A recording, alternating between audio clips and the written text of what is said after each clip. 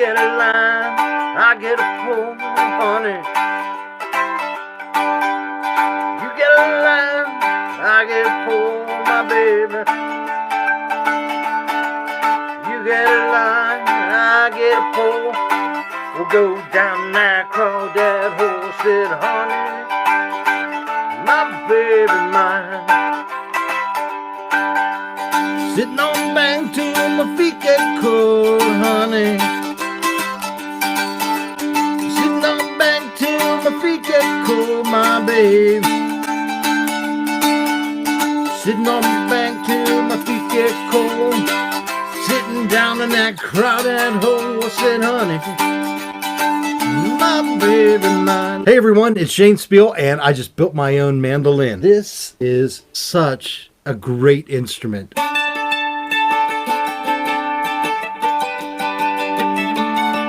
This is one of the most difficult instruments I've ever made because mandolins are pretty unforgiving instruments when it comes to fretting, when it comes to setting up strings, when it comes to string buzz. I'll get into all of that. However, they can be made and they can sound great. Now this is an acoustic electric mandolin, which means I could play it, you know, just like this, unplugged.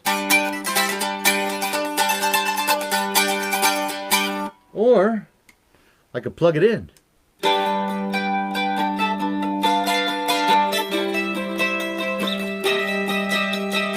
This is strung and played like a traditional mandolin. G, D, A, E tuning. G, D, A, E tuning. Traditional mandolin strings. And I built this thing completely with CBGs parts.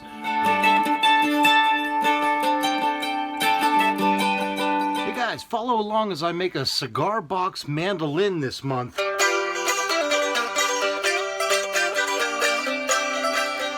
Now this cigar box mandolin is one I use in concert a lot. This was built by my friend Harry Harn of Crockbite Guitars. Well, CBGs came to me and they said, Shane, why don't you do a project a month? One instrument a month, something that people haven't seen. So we're going to make a cigar box mandolin. I've got a lot of parts, just looked at everything. How could I make a cigar box mandolin with the parts that I have? Starting with a CBGs hard maple cigar box guitar neck. Now this is a full-size one. I'm only going to be using probably about this much of the neck. The rest will be cast off, and I'm using a 14.125 scale length for it. Apparently that is like traditional mandolin, and so Giddy has a scale template.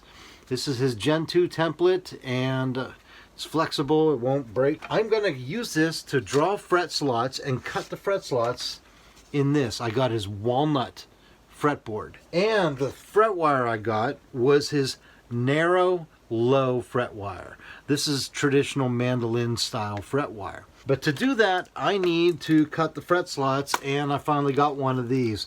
This is their deluxe fretting miter box kit, and this will help me cut the fret slots at perfect 90-degree angles. So I'll be putting this together and then cutting frets. Look what I got from Amazon. I even got myself a new Japanese pull saw and one of these Shinto rasps to round out the backs of necks. And the reason I got these is I saw a lot of used cigar box guitar builders using stuff like this. I didn't have these tools. They were pretty inexpensive on Amazon, so I thought I would upgrade some of my tools. I'll show you the other parts that I chose. Now, I said I used the walnut for the fretboard, so I got matching walnut bridges. These are his banjo style bridges. These will work perfectly as a mandolin. Speaking of mandolin, he does have mandolin tailpieces, so I got a chrome mandolin tailpiece from CBGs. I chose these tuners. Now he doesn't have the 4 on a plate mandolin tuners, but he has these small button vintage style chrome open gear tuners. And so these come 6 in a pack. Well, I've got an 8-string mandolin. I bought 2 packs, which means I will have 4 tuners left over that I can use for for another guitar. I actually got a bone saddle blank, and actually his two-piece bone saddle blanks, and I have never made my own bone saddle from scratch. And we've got the essential CBGs preamp. I love his new preamps because as we put these on cigar boxes for Cigar Box Guitars, his new face plates for these are flat. They are flat. Whereas the other ones that he used to have used to go with the curve of an acoustic guitar. His preamps are now flat faced, which are awesome. Speaking of new tools, this is the other tool I got from CBGs. This is his 90-degree fret and flush file. So whenever I put the frets on, I've got this file and it'll get everything nice and flush on the side. So I had his 45-degree file before, but I never had this one. I got that. These are the parts I'm going to be using. Let's take a look at this. I'm laying this out right now. I'm still using Harry Harn's Cigar Box mandolin. I'm using his mandolin as a guide as I start laying this out. Now I've got this really cool Arturo Fuente cigar box, and it is Chateau Fuente, but it's a nice long box, and I'm trying to figure out, I've got the CBGs neck, the walnut fretboard, the walnut bridge that will go right here, and the tailpiece, which will go here. Now, I'm kind of worried. The box is taking up some of the playing area. I could move it so that the neck is back here and the bridge is way up here, but I'm thinking of playability. I want this bridge right about in the center. I think that'll work great. And I know that from where the nut is to the bridge is 14.125 inches. Here's my CBGs fret scale template. This tells me if I position the box right about this area here, my 12th fret is still hitting here, and I still have a few frets up here after the 12th fret. A lot of playability. This will work well. Now, yesterday I got a phone call from Louis Lamanna. Louis called me up and he said, Shane, he goes, as you're doing your cigar box mandolin, he said, use medium fret wire so that it's easier. And he said, go for a longer fret scale length for like 16 inches. And I considered that because I'm a guitarist, and playing mandolin can be tough, especially on these higher frets. And I really thought about completely redesigning the whole guitar the way Louis was saying. However, I know Louis already made one like this, and CBGs, Ben Giddy has it. So once I'm done making mine, which is going to have the narrow low fret wire, and it's going to have the traditional 14.125 fret scale length, then when I'm hanging out with Giddy again, we can sit there and compare the two mandolins. Louis, thank you for the input, but I am going to stick with my original layout, and we'll take a look at this one more time. I'm ready to start cutting things down. I am going to make all my final marks on this. I'm going to cut the fretboard. I am going to crop the cigar box guitar neck because I won't need all this extra stuff. In fact, the neck is going to end, it's going to end on the inside of the box. It won't come out the back. And then after all that's done, I need to figure out what kind of F-holes I want to put in here.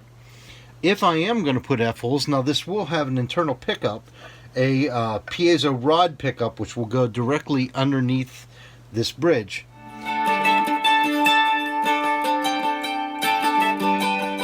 Guys, I am out in my shop now. Let's see what I've done so far. Okay, I have notched out the box. Now I have a little clamp in here because part of the cigar box chipped away whenever I was cutting it. I also got to use this Japanese pole saw just to do the sides, just trying it out. You guys told me to buy one of these. Thank you. This is so cool. Love it. All right, so I've got this. I also took the CBGs neck and I cut 10 inches off. 10 inches off, which will give me the right size as I put it here, and then I'll pull it up to the camera. Boom, right there. That gives me, the bridge is going to go directly in the center, And I have all of this to do the fretboard. Now, here's another cool idea. I've got to notch out the neck to, you know, let the box fit in here and fit in right. We'll get that in another video. But I got this 10-inch piece that I took off. I am going to glue it on the underside of the neck, and it's going to beef up the neck. So even though this is real strong maple, I'm still going to beef up the neck with this extra piece that I cut. I'm going to glue that on there to keep it from warping. Oh, one other thing I did is I figured out the shape of the headstock, and I drew it on the back. The reason I drew it on the back is I'm going to put it on my jigsaw, and I need it to be 90 degrees down, so I can't cut it whenever the neck is like this. I need to cut it flat here. So boom, right there is what the headstock's going to look like. Here I am planning out the headstock. Now I'm using the CBGs vintage style chrome open gear tuners, and the reason I got them is they got these smaller tuning buttons. Well, as I'm putting them on here, I'm realizing 4 on each side is going to be crowded. So what I think I'm going to have to do is, there's probably going to be some overlap of the plates, and I can probably get away with that. It's going to take a little engineering to do, but each of these should fit on there. It's going to be a little tight, but you know, building a cigar box guitar is always problem solution, always. Because these things, these boxes, were never meant to make music. I just got done notching the neck. Check this out. See, this is the cigar box mandolin neck, and as you can see here, I notched it. The notch is a little higher here. It's higher here. This is where the bridge is going to go, and higher here in the end. Why is it like that? Because the box fits perfectly there. And so you have the box lid touching the beginning, the end, and just at the bridge, and the rest of it is allowed to resonate. Because that's what we want. We want resonance. We want this thing to sing. So if I start putting this cigar box mandolin together, I get the neck in the notch that I cut, and then I get the box lid on here, and everything fits together like this. And so where the neck goes the whole way through the box, acting as a brace, and it only touches right where the bridge is, and then right at the beginning and the end. I got the headstock cut out. I used my scroll saw. Not the best thing to use for maple, but it's all I had. And so I cut above the line, you know, past the line. It wasn't perfect. And then I took it over to my sander, my bench sander, and smoothed out some lines. I had a spindle sander, and I used that to clean up these little edges here. And so we've got the headstock. Not the greatest headstock, not perfect, but no cigar box guitar is ever perfect. I just figured out where I want the preamp to go, because this will have a piezo pickup in there. I'm using a rod piezo, and like I said in my book, Making Poor Man's Guitars, always use a preamp with a piezo pickup. Yes, you can get away with not using one of these, but it's going to sound like a fart box. Trust me, a piezo is an underpowered pickup. It needs this preamp. It has a battery to power it. It's going to boost the signal. You've got the EQ. Giddy sells these cheap. I made sure to get one. And the preamp for the box, the whole guitar is going to be like this. It's going to go here with the neck, and the preamp will be right on top so that I can control it fast in the middle of a concert in case I need to. And my whole shop is smoky because I just used a Dremel cut-off bit, and I cut out the area. I actually made my own little template for preamps since I use them so much, because I never use a piezo pickup without a preamp. Listen to me. So we got the preamp in here. It's going to go in here. I always make sure that hole for it is as close as possible. Sometimes you're going to bend this battery compartment down just a little bit to fit in there. And check it out, Giddy's got flat face preamps now. I am using a Shinto file to round the back of my cigar box mandolin neck. Now I have it in a vise right there, and I've been just going and slowly rounding the edges out. And I've never used one of these before. Usually I would use a router and just put some sort of routing bit on and take a bit off and be done with it. But being that I'm trying a lot of different techniques with the cigar box mandolin, and you guys recommended the Shinto rasp, I thought, what the heck, let's do it. Okay guys, I got the neck pretty much shaped the way I like. Used that Shinto rasp to get the C shape. Not sure if you guys could see that or not, but it feels real nice. And I got the tuner holes drilled in there. What I did was I actually had a set of mandolin tuners, and I took it apart and just put the plate on, put it on the back, marked where it went. See, because I have CBGs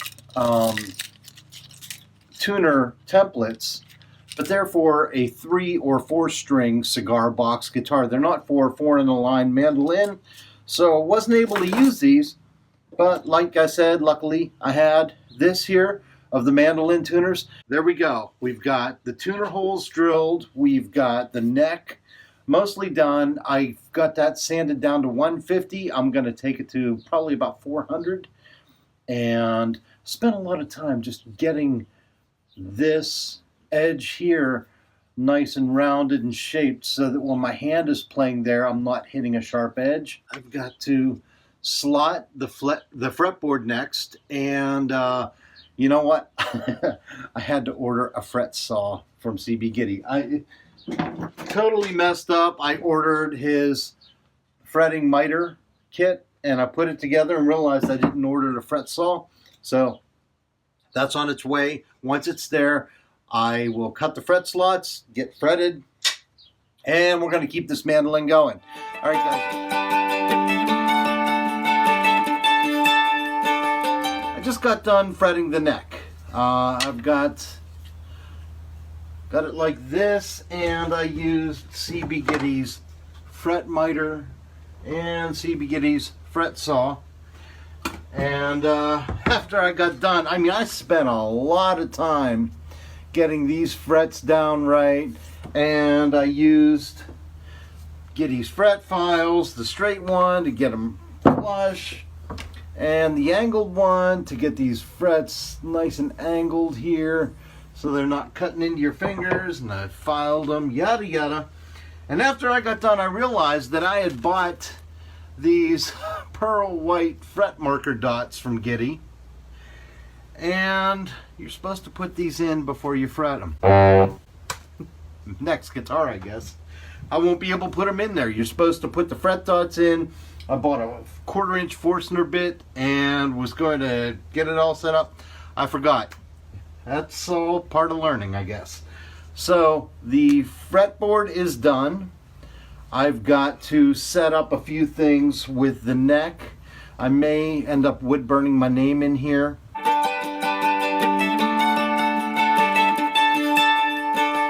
What I'm doing now is I am going to glue the fretboard onto the neck. But before I do that, you know, I've got the glue up, but I'm going to take a little bit of kosher salt and just put a few grains here and there. And the reason I do that is the salt actually makes the fretboard and neck not move back and forth. It just grabs onto it and keeps the clamping from slipping.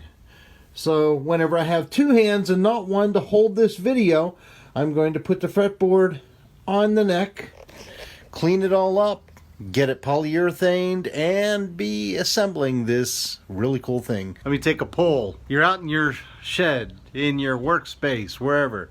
You're building instruments, such as me building this cigar box mandolin. You get things glued up. You get things to a certain point, and then you've got to wait. Can't do anything on that project while glue dries, while polyurethane dries. So my poll is, what do you do? What do you do during those down times?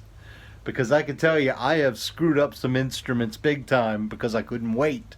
So, in the comments below, what do you do? What do you do while you're waiting to do the next thing in a project you're working on?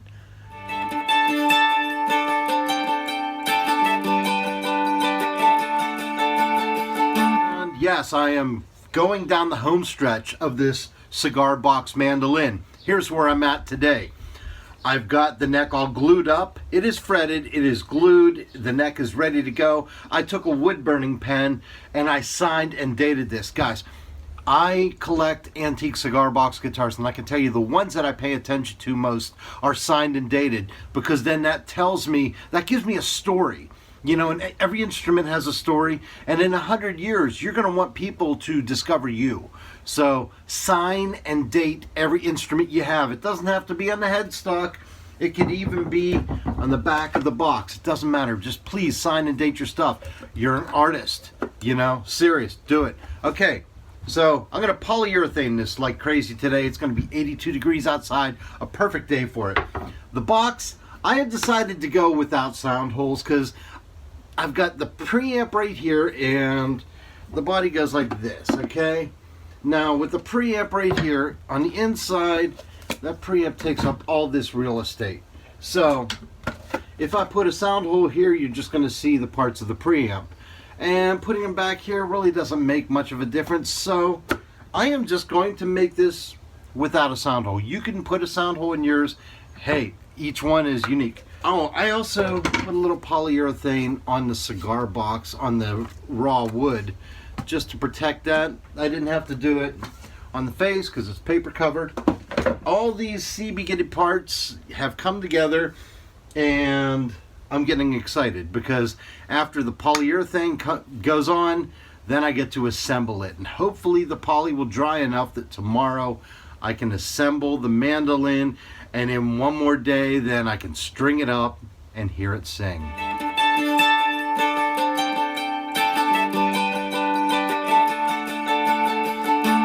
Look at that. Look at that headstock. Look at that headstock.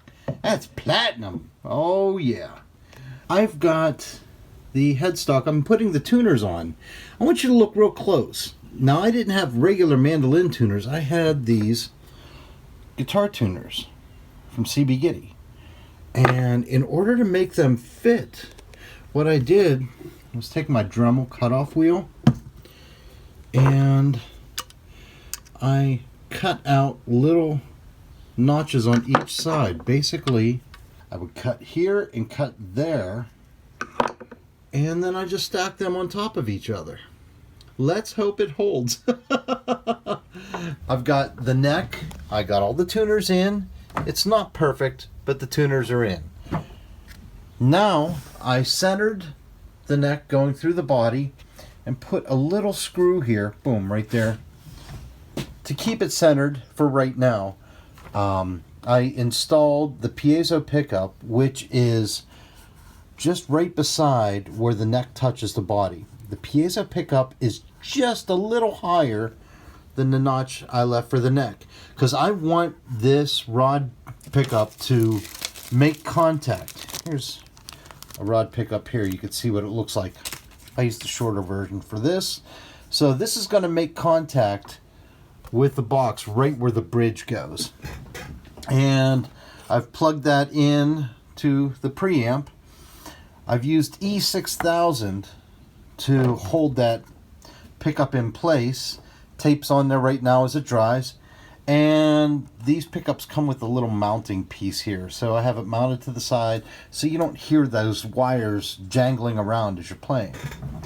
That's where I'm at now. I got to let the glue dry, and then I am going to put the lid onto the body, and then the big thing is going to be creating a bone nut for that. Okay, I got the box lid on. I did not glue the box lid on. I used these little brass brad nails and I try to get them to a point where they kind of match with the artwork in these different handmade areas so you don't notice them too much. I got the tailpiece on, Now, this tailpiece is a mandolin tailpiece sold by CBGs. I actually had to bend it. I had to put it in my vise here, and I bent it at a 90-degree angle because mandolins are usually archtop, and this piece will go upward.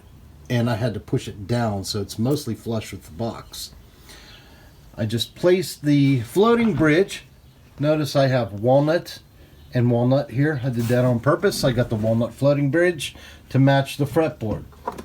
And I'm just sitting it here, and my biggest thing is the bone nut.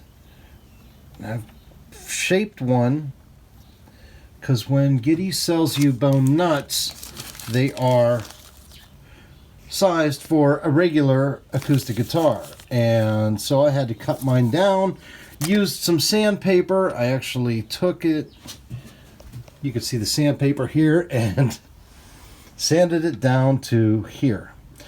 This is the part where I make the bone nut, and I didn't show it in the original clips, but these are the files that I used for the bone nut. These are UO Chick U Japanese files. It's a 3-file set. Each file has 2 different gauges on there, and they correspond to string gauges. And I've seen these for sale on reverb.com for about $70, and that's what I used. Some people buy the StewMac file set. It's a lot more expensive. But yeah, I used the more economical Japanese nut slotting file set. This is one of the few tools that isn't from CBGs that I did use on this mandolin.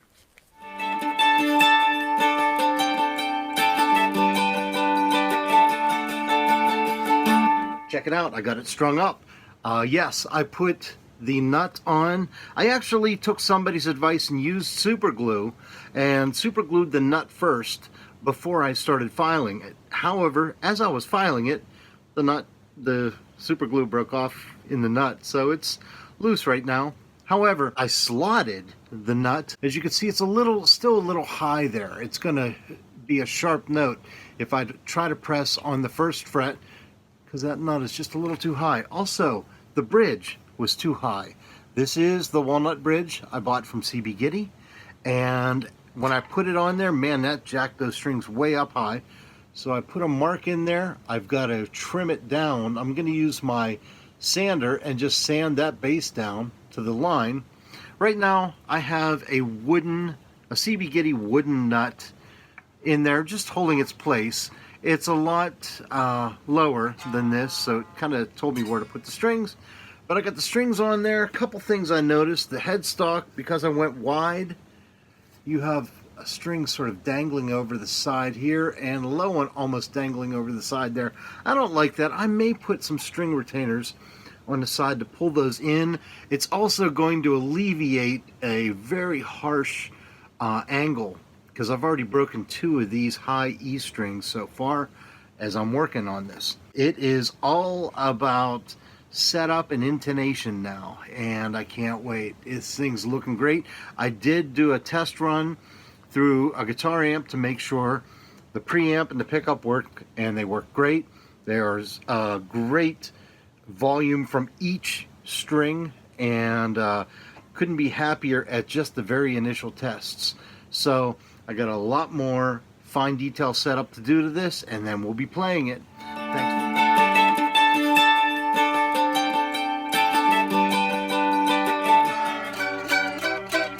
I've still got a lot of buzz on here. I've got it strung up, and I noticed a couple frets are going to need leveled. I'm going to need to take the strings real loose, put them to the side, level them off a bit. However, I was getting a lot of buzz because the bridge, I brought it down too far. And what happens is when that bridge goes down too far, no matter what imperfections are in the fretting, man, you hear every single one of them. So I was going to have to level all the frets, and I was talking to Ben Giddy Baker, and he said, no, try raising up the bridge just a little bit. And so I'm testing it right now. As you can see, I took my guitar picks and I put them under the bridge. Now I have a bunch of different guitar picks of different thicknesses, And I took these, which are basically Fender mediums, and put it under there, and voila, it really reduced a lot of buzz. So it tells me that that guitar pick thickness is what I need to raise this bridge.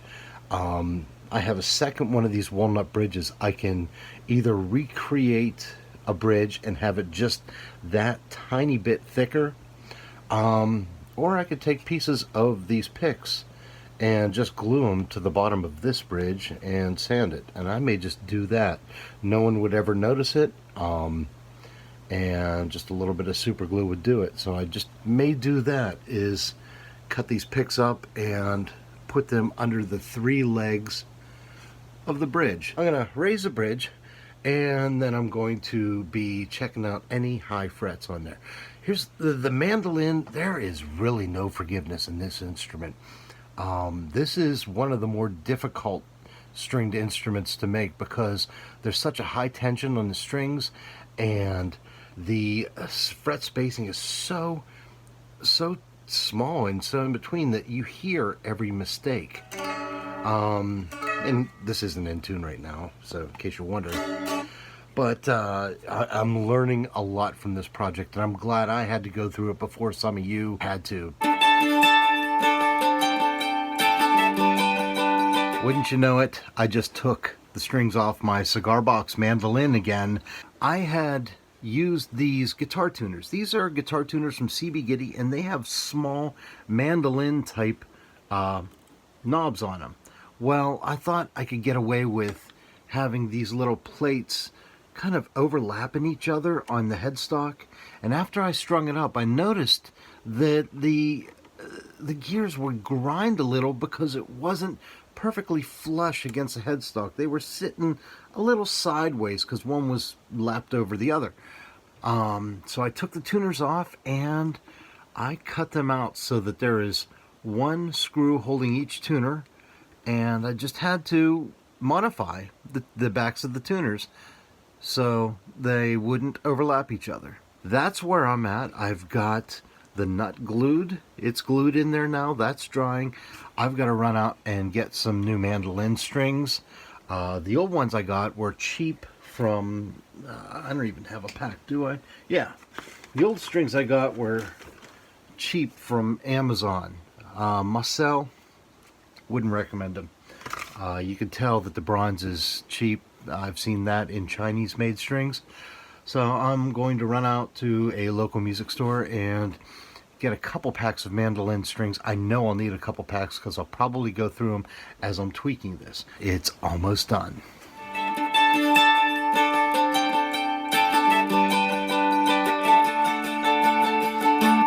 The last of any sawdust, any other dust. This is one of those auto detailing brushes. I got this at Amazon, and it's great, especially for like a mandolin headstock.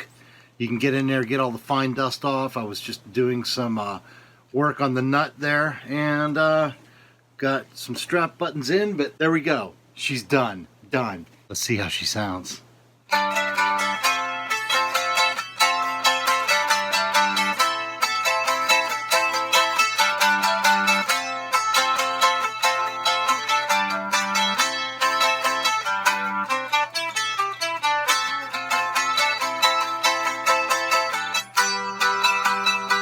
Yeah.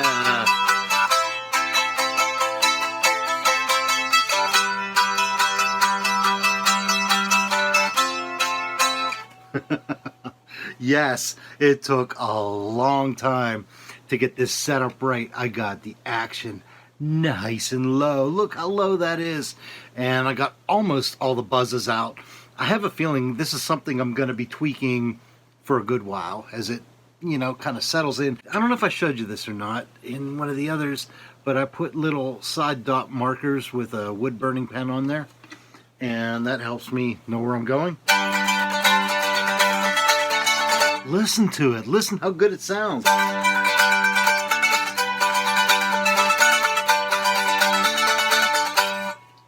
There it is. It's done. It's done. It's done. Yes, about a week and a half of work.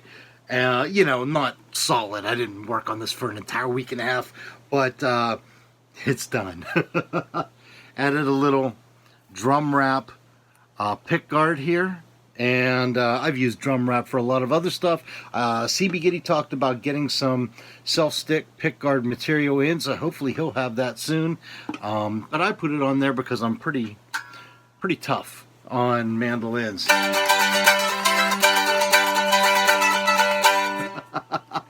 There it is.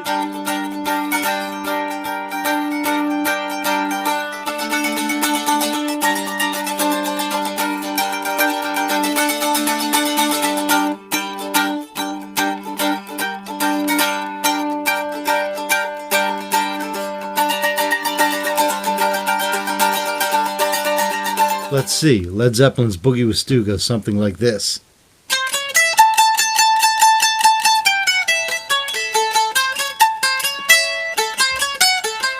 Something like that. It's... Ha!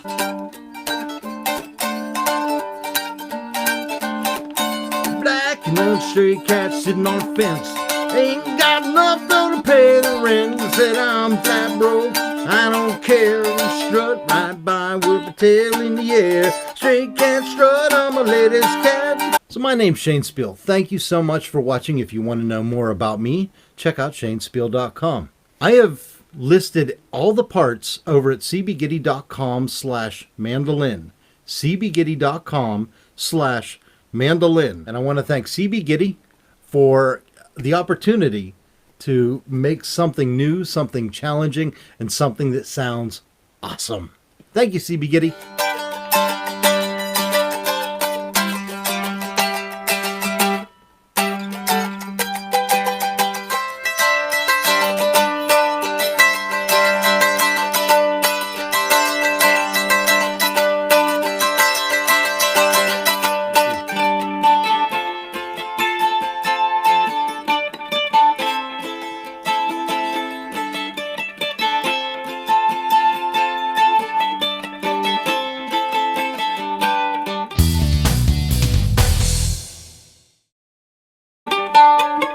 That's the tough one right there. That's the lick.